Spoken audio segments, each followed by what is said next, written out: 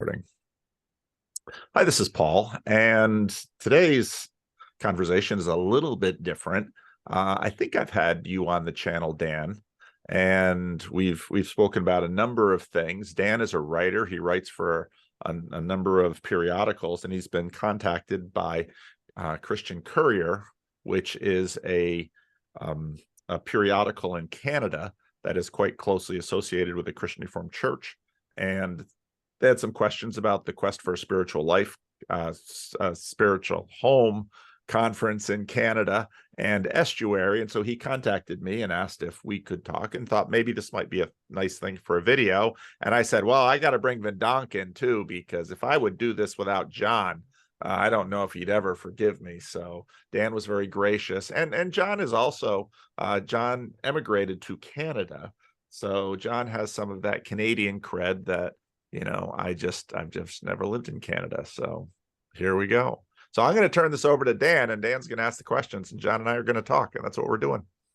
So I guess to start things off, could you just talk a bit about what the Quest for a Spiritual Home Conference was? Well, why don't you give a little bit of the back history to it, John? John and I are, we kind of tag team this thing together. So it arose out of an initiative that happened a long time ago, actually, where Paul and I talked about what is happening online and the little community that is forming. And I've always been of the opinion that all of that is all good and well, but perhaps not quite as constructive as it could be unless it has some manifestation on the ground where people can meet face to face and have conversations in real life.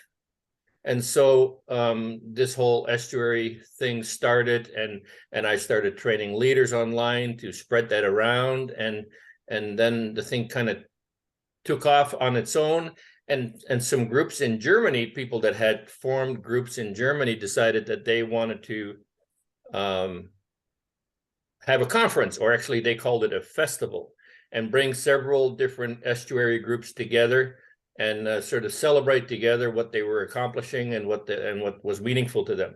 And they invited Paul and myself to come and join them as speakers there, and we talked about estuary and about church and about Christian life and about how to connect with people across ideological lines. And it was all very nice and wonderful. And then because we were in Germany, we added some other stops in Europe, in Holland and England and Ireland.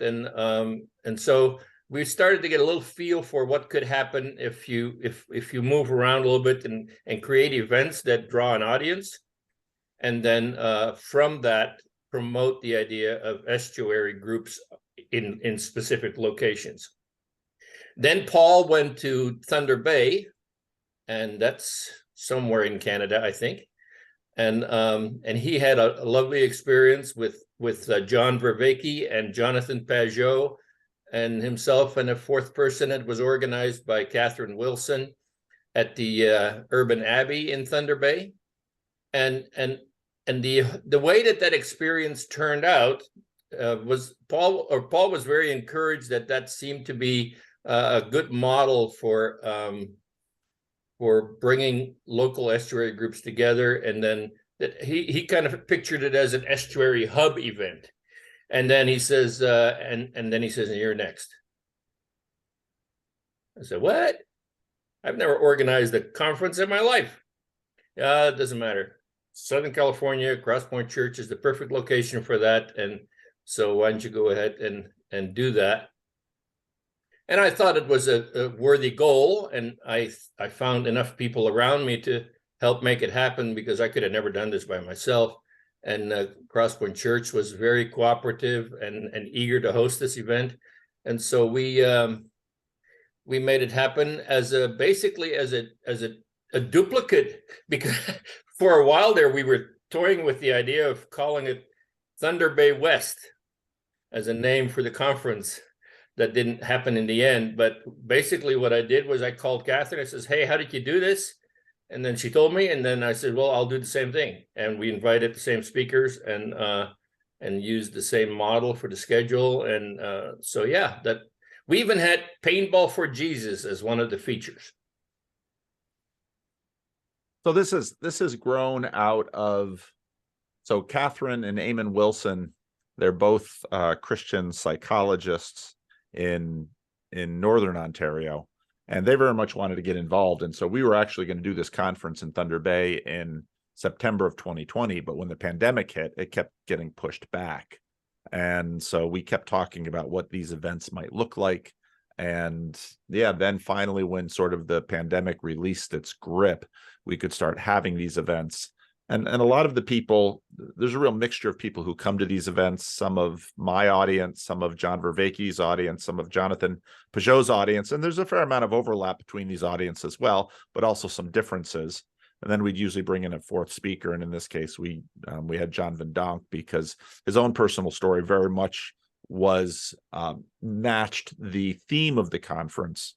We had talked about the theme of the conference with Jonathan Peugeot and John Vervaeke, and we had a couple of ideas, but we really settled on the quest for a spiritual home. And I think that topic really helped move the conference forward and move the conversation between us forward. Myself, Jonathan Peugeot, and John Vervaeke first started talking sort of downstream of what had been happening around Jordan Peterson. John Vervaeke was a colleague of Jordan's at University of Toronto. Jonathan Peugeot was a personal friend of Jordan's, and so both of them knew him. And so, at least with the part of Jordan Peterson's exploration that involved the biblical series, A Quest for a Spiritual Home for many people, the three of us began to talk about some of the issues that were involved in terms of cognitive science, in terms of symbolism, in terms of church. And so we've continued those conversations for a number of years. And the conference sort of built on the trust that we formed with each other, and then, bringing in others to keep the conversation fresh and to keep the conversation open-ended. And local. Yeah. Obviously all of us sort of rose to a degree of prominence on YouTube, which is people watching us on screens or listening to podcasts. And right from the start, we've seen that we do have a generation that is starving for personal face-to-face interaction. John Vervaeke has framed this as a meaning crisis. And so one of the things that we're doing is, both with our Estuary groups in person and these gatherings together in person, is to really give people a space where they can not just see us on screens and think about us within their heads, or talk with other like-minded people on the internet, but actually come together, be in the same space. And in many of these conferences, we had camping. There was camping at Thunder Bay, but it was quite a bit rougher because the weather was colder and wetter. Camping in Chino was a big thing. So also give people a sense of community beyond just the ideas and talking to each other through screens. And so obviously an in-person event affords that. Can you talk a bit about who the people are that came to the conference? Well, actually, that was the beauty of it all. We did zero advertising. So basically what that meant was we informed the respective audiences of Paul, John Vervaeke, and Jonathan Peugeot. We informed them that this thing was about to happen. And I gave the leaders of the Estuary Leader Support Network advance notice. I really wanted a good representation of them to be there, so I invited them. And between all of that, that was the only advertising we did. We never put it in any newspaper or on social media. We just each person informed their own audience, their own subscriber list, that this thing was happening, and that was enough to draw just the perfect size crowd. The audiences of our respective communities, there is some commonality between them, and a lot of it is sort of, again, downstream from Jordan Peterson.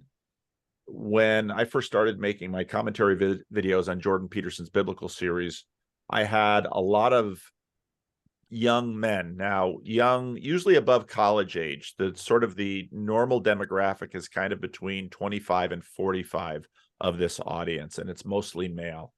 Many of these young men, for a time, were enamored with the new atheists. Many of them had sort of deconstructed and wandered away from the church or wandered away from Christianity.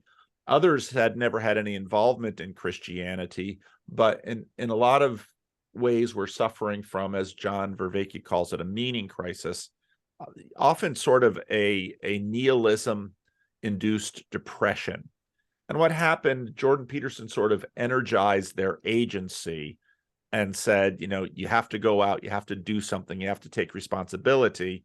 And then with the biblical series, he basically suggested to them that there might be something in the Bible that's worth looking for. And out of this, a certain number of young men began exploring orthodoxy. Some began to explore Catholicism. Others would return to, let's say, the Christian roots that they perhaps might have had. And a lot of this was happening via the internet. And that's where people were coming to me. I would have conversations with them, and then sort of a little community of people that I had had conversations with, along with others. We had started a Discord server that had collected some people. Some other people started other YouTube channels. And so then we had sort of more celebrities in there, Grim Grizz, Chad the Alcoholic, Karen Wong. It tended to be younger men and older women.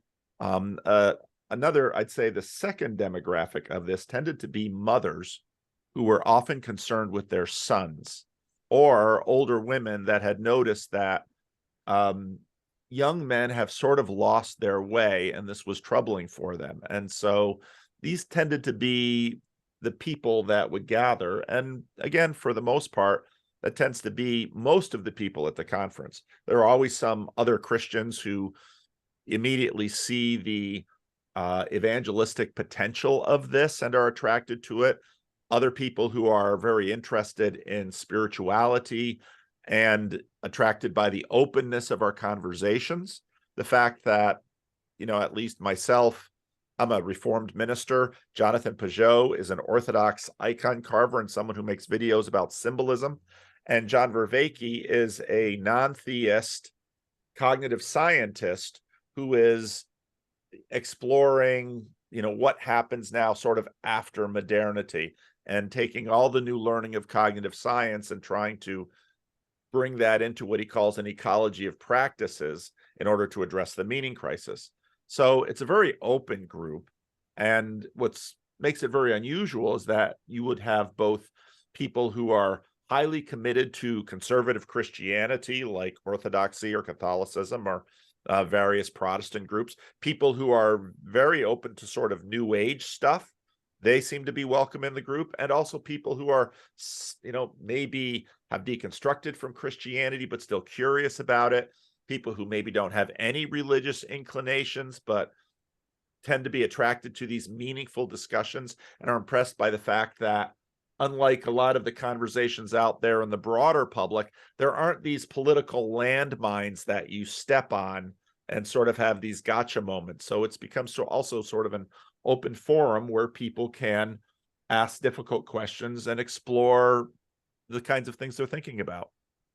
And also, this one small portion of the audience would be people who are very attracted to those kinds of conversations, and they are faithful members of their local churches, and find that the local church is not particularly welcoming of some of the harder questions that these guys or gals are looking for answers for, and are wanting to put on the table for conversation. And so it's almost like a little escape route for the church to just send people who ask difficult questions off to the estuary. So I think that helps also explain a little bit about Estuary. When I began making videos about Jordan Peterson's biblical series, I was unprepared for what would come at me from the internet. I had no idea what YouTube really was. And suddenly I'm getting email after email from people who they're telling me their story. they just want to talk to me. So I'm having conversations on Zoom with people, and I'm noting that, well, there's a fair amount of patterns and repetitions that are developing. And so I start recording some of them with permission, and I start sharing some of them with permission. And that only accelerated the impact.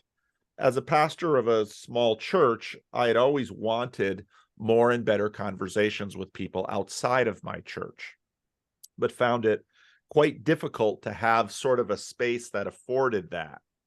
And then I began noticing that the conversations, the people now coming to me through the internet, very much were eager and hungry for those kinds of conversations. So I started a Jordan Peterson meetup group here in my church. I had met John on an online forum called CRC Voices. He was watching what was going on around me, and he got interested in Jordan Peterson meetup groups. We ran Jordan Peterson meetup groups for a while. We were helping other Jordan Peterson meetup groups start in different places in the West and in California, both because Jordan Peterson he disappeared from public life because of illness for a while, and because after a while, the Jordan Peterson stuff in and of itself sort of got stale. We tended to have a lot of people who would come in and they want to talk about culture war stuff. And you could talk about culture war stuff, but if that's all you're talking about, that got stale. And so we knew that we wanted to transition into something that was even broader than just a Jordan Peterson interest group, and something that would allow the group itself to sort of source the conversations and the topics of conversations that we would have, and that would keep it a lot fresher. And John really developed what I called the Estuary protocol, which was sort of a way by which the group itself could decide what to talk about and regulate the conversation. I came up with the term estuary because I had always wanted something church adjacent, because as a minister, I saw church people would shy away from asking honest questions that they suspected others in the church might think were theologically wrong, or they might say make them sound stupid, or perhaps heretical. And so that sort of retards a lot of honest conversation in church. And I thought, if we could have a space church adjacent where we could talk about these things, and maybe people in church could go there to talk about difficult things that might not be welcome at a Bible study, and people outside the church could come in and see that, church people aren't just a bunch of automatons, mimicking what their pastors or theological traditions say. They actually are thinking, breathing human beings who have all of the same questions that all of us have out there in the world beyond the church. So couldn't Estuary be sort of a place where this fresh water from the mountain and salt water from the Great Sea mix, and couldn't we meet there and have some really interesting and productive conversations? And so that was the vision for Estuary.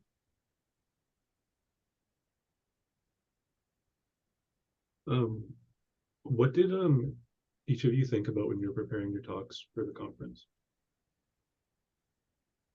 Well, we had done so based on some of the first conferences, I very much wanted to set up this conference in sort of also kind of an estuary space between online and in real life. And so one of the things that we did was we had a warm-up conversation where myself, Jonathan Peugeot, John Vervaeke, John Van Donk, and Catherine Wilson all got together online to sort of jumpstart the conversation.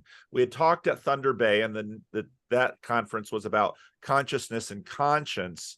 And I wanted to sort of get things going, and John came with ideas, Jonathan came with ideas, I had ideas, and so online we could begin the conversation.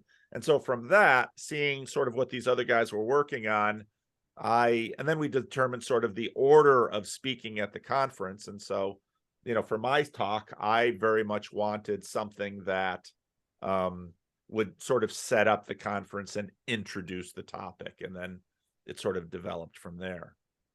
And I wanted John Van Donk to tell his story, because his life story has very much been the quest for a spiritual home. That initial conversation, by the way, was posted on Paul's channel around April 11 of this year.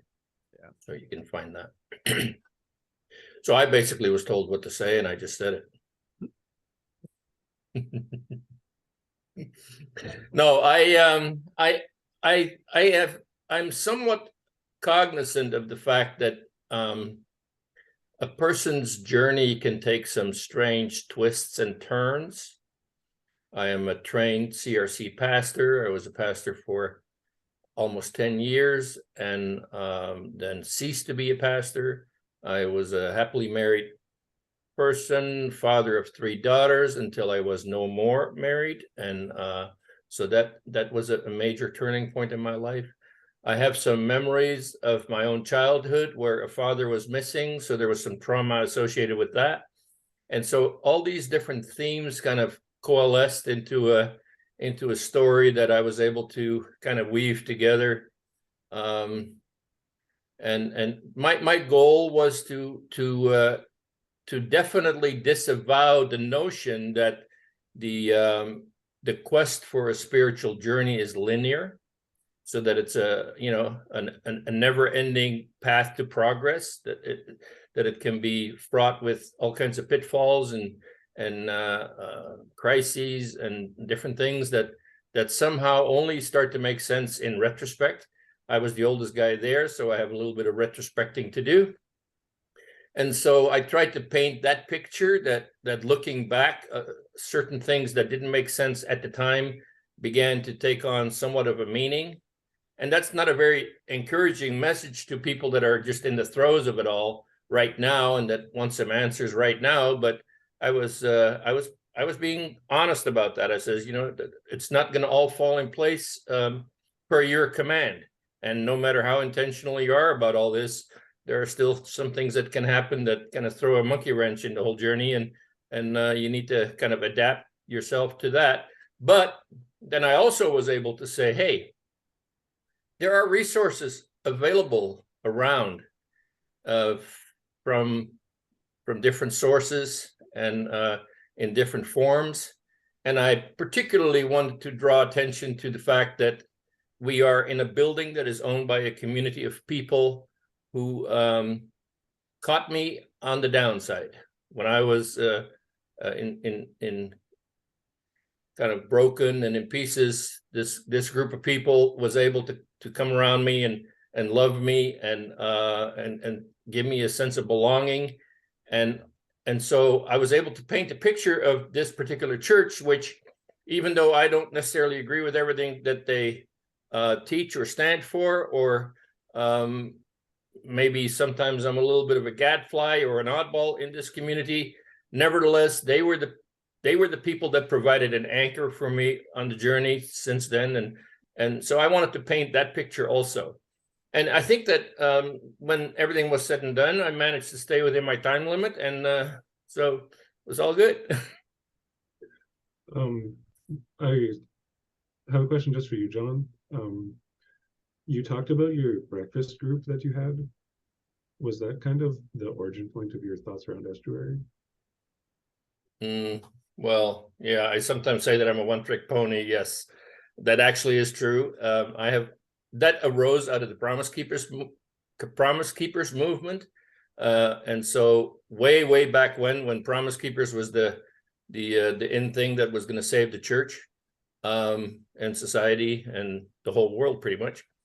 I went to that conference and I came back and I said, these are marching orders, and I think that for the most part, people have a pretty good idea of what they're called upon, what their obligations are, what they're called upon to do.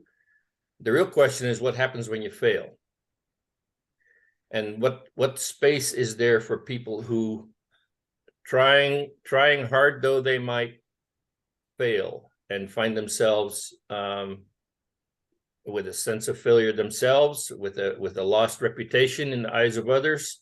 What happens when you are walking around with some secrets that you don't really want the whole world to know about, but nevertheless, you need to find a place where you can have an honest conversation about some of those things and still have a sense of acceptance and attachment and belonging. And I found that in what I ended up doing was, back in the day of the Promise Keepers, I gathered a group of guys around and basically asked them that same question. I mean, was the Promise Keeper Challenge something that is going to totally inspire your life? And I don't know if I was asking leading questions or what, but I got the impression that every one of them said, no, we know perfectly well what we're supposed to do. It's what happens when we fail to do it. That's when things get a little crazy. And so that became the model of pretty much anything and everything I've done since then. Whether it be organizing small groups. I was part of Mariners here in Southern California when they had their when John Townsend and Henry Cloud were doing Monday night solution seminars, and on Wednesday night they had their small group Wednesday night application. I was the small group trainer, the leader for the. I was training the leaders for those small groups on how to be, how to be better listeners, how to create a tone of safety in the group and make sure that confidentiality is upheld, and then model that behavior for other people to see, so that it's not just me telling you how to do it, but model it for other people to experience that. And that's kind of what the foundation was for my understanding of small group dynamics. And it wasn't that hard for me to adapt the Peterson meetup groups to that same model, and that's kind of how it has been ever since. Is it mostly men that attend the estuaries? Not mine. I have several women in my own local estuary, and I think 20% of the people at the conference were women also, if I'm not mistaken. Yeah, my estuary has more and more women as well. It's partly because the Jordan Peterson following was so male. But the women who have grabbed onto this have grabbed on pretty hard. Okay. Were there any particular interactions you had with attendees of the conference that stood out, like as particularly meaningful? Can you repeat the question, please? Sorry. Were there any interactions you had with attendees at the conference which were particularly meaningful interactions?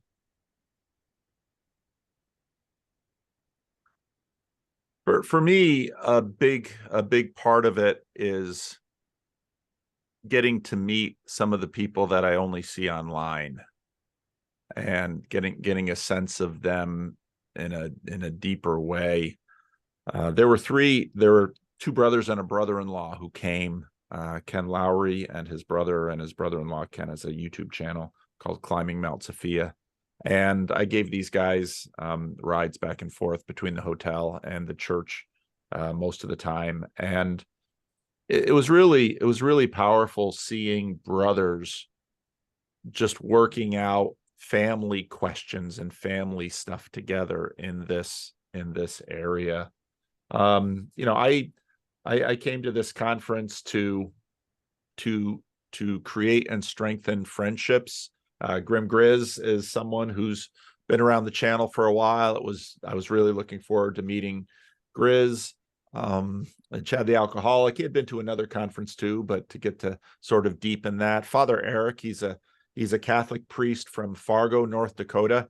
He had come to Thunder Bay as well, but I got a chance to do dinner with him this time. And then also for me too, even though I've had a number of online conversations with Jonathan Peugeot and John Vervaeke, some of the in real life time that we can spend together, and that's both on stage and off stage, is really important. One of the things, it's in the time before the internet, we didn't realize some of the riches that we had.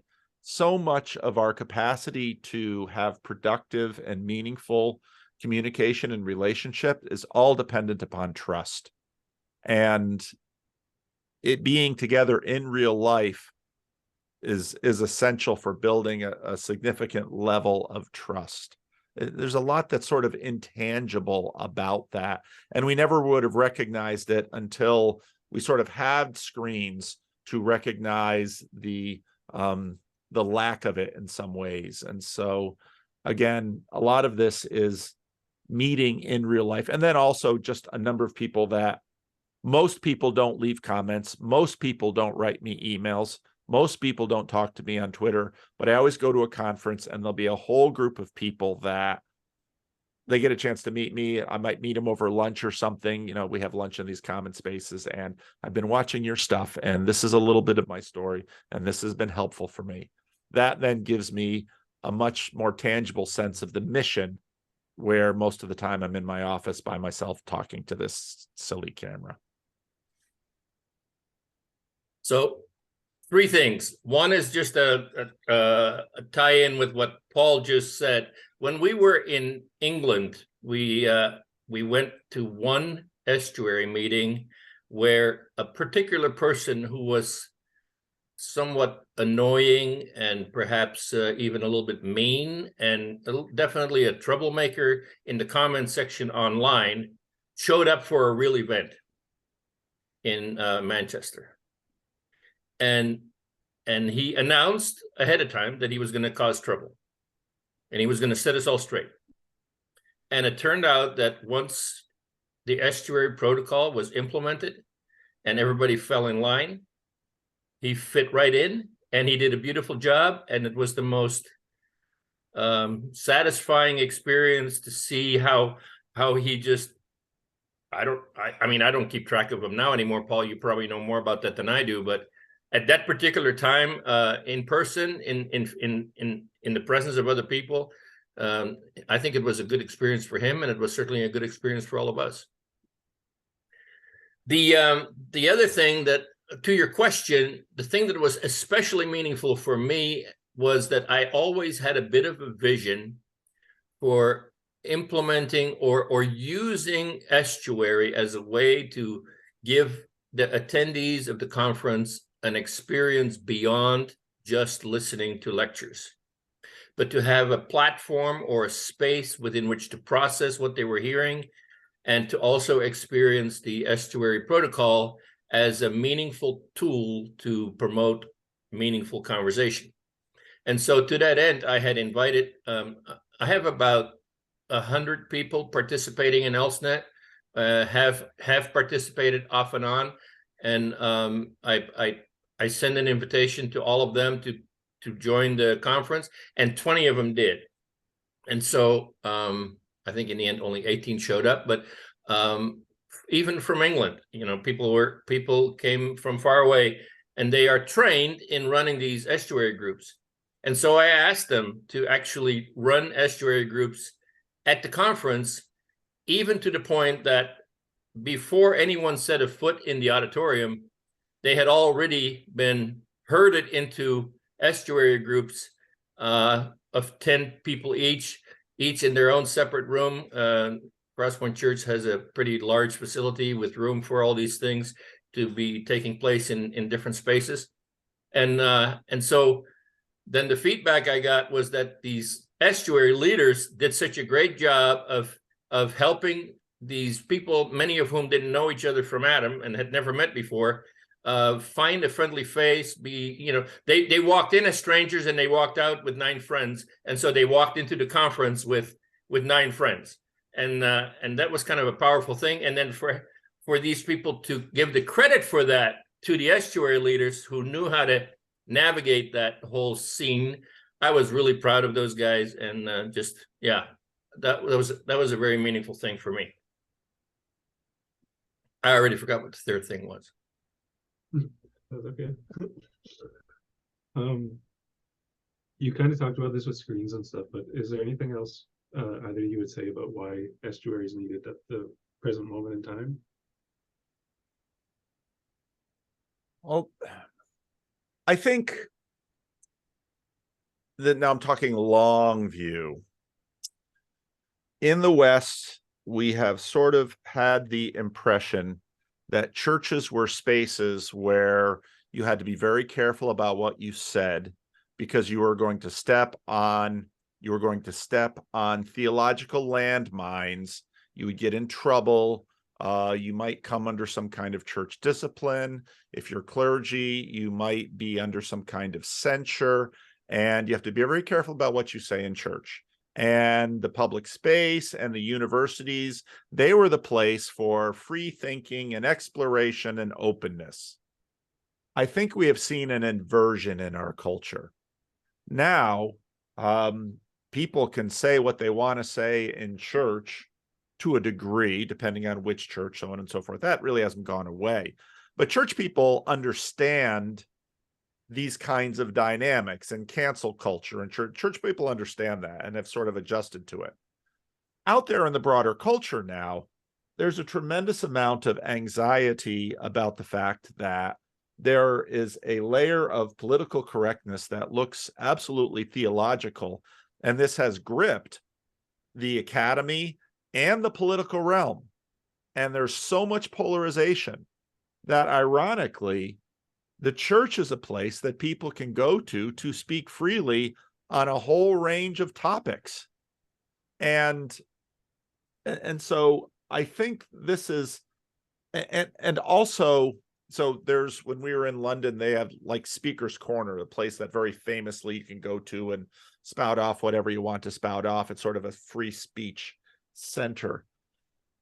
Ironically, when we started Estuary and the meetup groups, John was a little bit leery about, would people come to church to do this, or might they sort of be spooked by the fact that this is a church? And when I started my groups, I used the church just basically because I was the pastor. It was available. It was a space that I could use for free. We had chairs, and church is just basically set up to bring in strangers and have a conversation. That was easy. And so then In his church. In my church. And so then I began to, and most of the people who would come to my meetings are atheists. And so then I would ask the atheist, I would say, now we're having this in church. Does this make you feel nervous or anything? And it was actually the atheist that began to say, well, no, I think actually it's better in church because better than like a bar or a restaurant, because maybe in church people will behave a little better and be a little bit more serious about the conversation. That completely took me by surprise. But again, I think part of the reason that people are looking to the church actually as a place where they can speak honestly and share vulnerably is because the assumption is that you could do that in university or you could do that in the public realm. And increasingly we see in these realms, there's so much conflict and polarization that the church might actually be a haven. Well, I'm going to slightly differ with Paul on this point, because I do believe that there is still a good many churches that would have a difficult time hosting an estuary, and that actually is borne out by the number of ELSNet leaders that would like to start an estuary and that go talk to their church leaders and find no traction and considerable pushback. If it's not going to bring people to Jesus, then we don't really want to deal with it. So estuary is, per definition, not that. It is mutually respectful conversation across ideological lines. So it does not have any evangelistic explicit purpose, although a person may well discover something that attracts them to Jesus while they're there. So that makes it all the more unique and interesting when there are churches who are, in fact, able and willing to see that through. And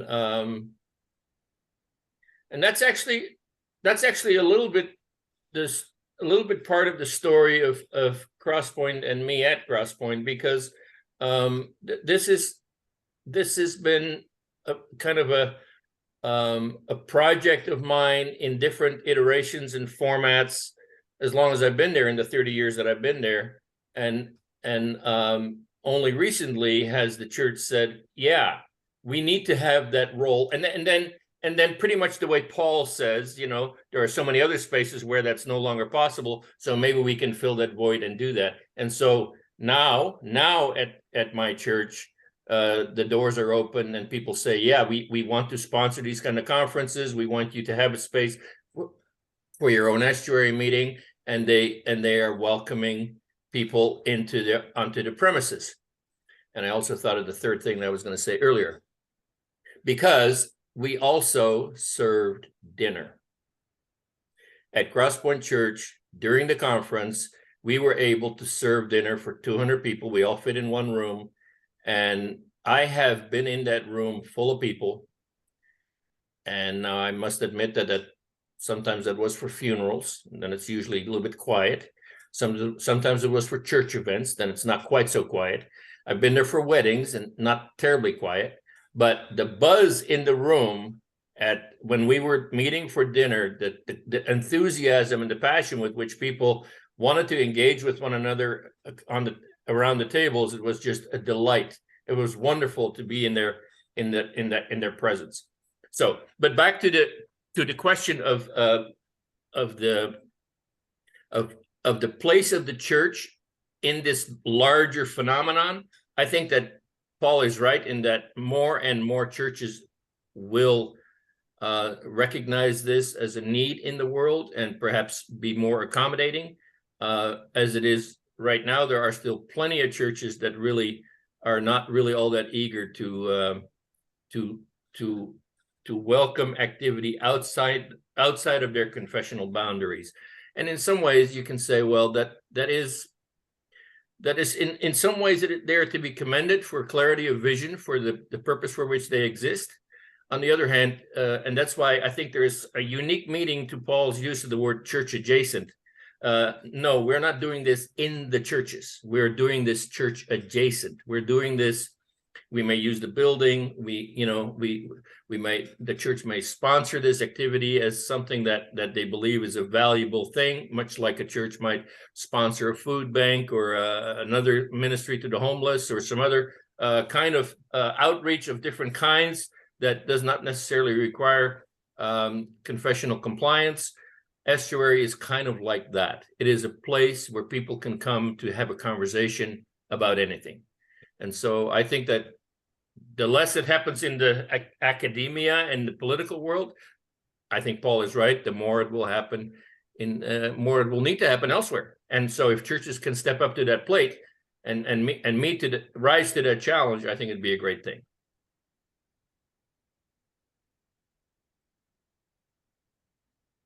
Could you well, what do you think people are seeking in Estuary? So we had this conference, and people were, to one degree or another, drawn by the speakers at a small conference like this. And we like to hold smaller conferences. We haven't held any really large events. This was the largest event that we've held so far. This was 200 people, which still is sort of right there at that Dunbar number. Of course, people want to come and they want to meet Jonathan Pajot or John Vervaeke. And we had talks on stage, and then we don't just have individual talks on stage. We arrange the conference so that we talk with each other. John Vervaeke has this idea about dialogos, which is sort of a following the logos in dialogue. I can call it that way. But during the conference, I would often ask people, okay, how's this going? What are you enjoying? Just to see what comes to the top. And even though people enjoyed the speeches, and I posted the speeches online so that people can watch them on YouTube, and people have enjoyed them, even though people liked the speakers and the speeches, the number one thing I heard from about everyone is they loved the interaction with other people. Again and again, people would say to me, we were able to get right past the small talk stage and have meaningful conversations with each other, with people I didn't know at all. I just came to the conference, I sat down next to someone, and bang, I was talking to this person like I could trust this person, and this person was a longtime friend, and I could share things about my life, and they shared things about their lives. And that was the number one piece of feedback I got from the people about what they valued in this conference. It wasn't, okay, they got to meet Jonathan Pajot or John Vervaeke, or they got to hear John and Jonathan talk. It was, I got there and immediately I found people that I could have a meaningful conversation with, that I left feeling there's something in that conversation. In John Vervaeke terms, they experienced dialogos, not just in terms of watching it on stage between to people on stage, but right there among the meals, in the estuary groups, around the campfire camping, or in the hot tub at the hotel. And that was the key thing for people. So that is not to take away from the fact that the speakers clearly modeled trust. The speakers, in the way that they engage with one another in the Dialogos sessions, they modeled the kind of mutual respect and listening skills and trust that we also are looking for in the small groups. So I just wanted to highlight that. But the other thing that happened was, way before the conference even started, we had a pre-conference paintball contest. It's called Paintball for Jesus, and I hope it'll be a tradition for future conferences. And there was a bit of a delay on the part of the organizers of the paintball court. So you would think that there's a lot of, we got there in a bus and everybody's sitting around. It's a little bit, was one of the hottest days of the whole conference. And we're all kind of sitting around tables, waiting. You would think that people were getting a little restless and a little annoyed, perhaps. Not in the least. There were incredible conversations happening right there, 15 minutes after they all got together and a day before the conference had even started. So this was an amazing thing. And I think, so if you, let's say if you had, let's say, a Promise Keepers conference or a church group conference, I mean, John and I have been part of plenty of those kinds of things where you already have a fair amount of commonality between the people. They're all got the same religious tradition. They might even be, like in the Christian Reformed Church, they might even be cousins to each other. And so, but what I think really surprised people here was, of course, the variety of people that were there. There was no theological commonality between people. So I was having a conversation with one guy on the bus out there, and he was talking about this dynamic, and he said, wouldn't it be something if like everyone in this bus was in the same church? And I said, the irony of this is that couldn't be, because at the last conference they actually held communion in the service. And when the pastor of that church announced that, I thought, oh no, because the Orthodox aren't going to have communion here. The Catholics aren't going to have communion here. The non-Christians aren't going to have communion here. This is just kind of communion for the Protestants because they're kind of the most flexible. And so what I think gives the energy to the interaction here is the fact that there's both a huge amount of diversity between the people, and they very quickly feel like they have a commonality. And I think in our multi-everything world, where now via the internet, even just within the Christian traditions, there's incredible diversity that they could very quickly begin to have productive conversations that wouldn't just be squabbling between Protestants and Catholics, or Orthodox, or Christians versus atheists, or Jews, or New Agers, or whatnot. That despite all of those things, they very quickly could find something in common, and not just avoid these meaningful theological worldview things, but actually engage them productively. Now they'd leave and they'd wind up going back to their Orthodox churches, their Catholic churches, or their non-churches. But while they were there, they sensed something that I can talk to these people about what's most meaningful to me and even compare notes, and it's safe, healthy, and fulfilling. Yeah, I also wanted to say something about that video that you sent me, Paul. I can't think of the guys' names anymore, but they're all, I think they're all non-Christians. 3 guys that had a conversation. They're actually all Christians. Some of them are even Christian Reformed. Really? Yeah. Really? Yeah. Wow. Now that makes that conversation, I'll send you the link, Dan.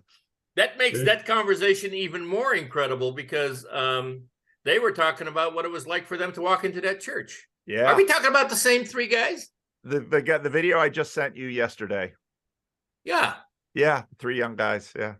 Because they made a comment about how weird it was to walk into this church thing for this philosophical conference. Yeah, one of them, he got to the conference and he mentioned his father, and I knew his father because his father used to be in Northern California. He's an RCA pastor, and I worked with him on a project. And the other guys were Christian Reformed. Really? Yes. Well, I had them pegged wrong. Wow. Yeah, and what's amazing, and that again is telling, because I think part of it is the internet. People have an openness because of the internet that they'll talk about things that they're not going to talk about that stuff in church like that. They wouldn't dare.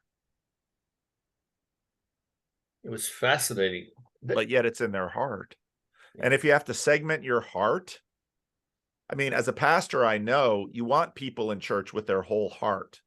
But if they're sort of, for whatever reasons, they're in church, they're going through the motions, they believe it, it's not, they haven't left, but they have all of these questions in their heart, and they've heard a lot of the pat answers, and maybe that has helped somewhat, but it hasn't dispelled the questions. Where do you go to process this? Now, maybe you can do it one-on-one with the pastor, but it's really hard to do it with the other people in the church. And so people are going outside the church to do this. And a lot of those people who go outside the church to do this eventually just leave the church.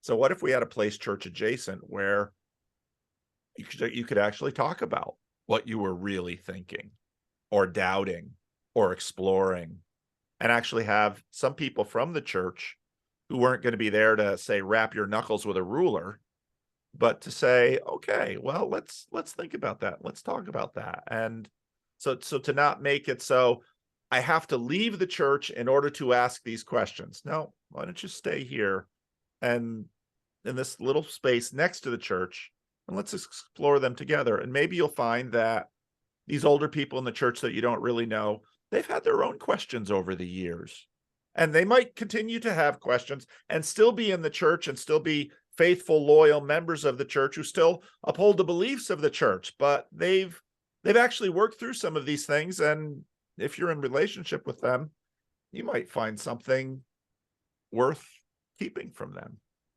I have a lovely mix in my own estuary between Jews, one Muslim guy, former Jehovah's Witness, and a couple of atheists, and 1.5 Christians, and we are able to have incredible conversations where those denominational or religious differences are not particularly relevant or salient. Even they don't actually come to the fore immediately. They show up in subtle ways along the way, but that's not the thing that we lead with. And I've also thought about it from a pastoral point of view. So now a pastor notices that a person is sort of withdrawing a little bit from the community of faith, and some weird conversations and some weird things he hears through the grapevine, and before you know it, the guy's gone, or the gal. They just disappear, and the pastor is the last one to find out about it.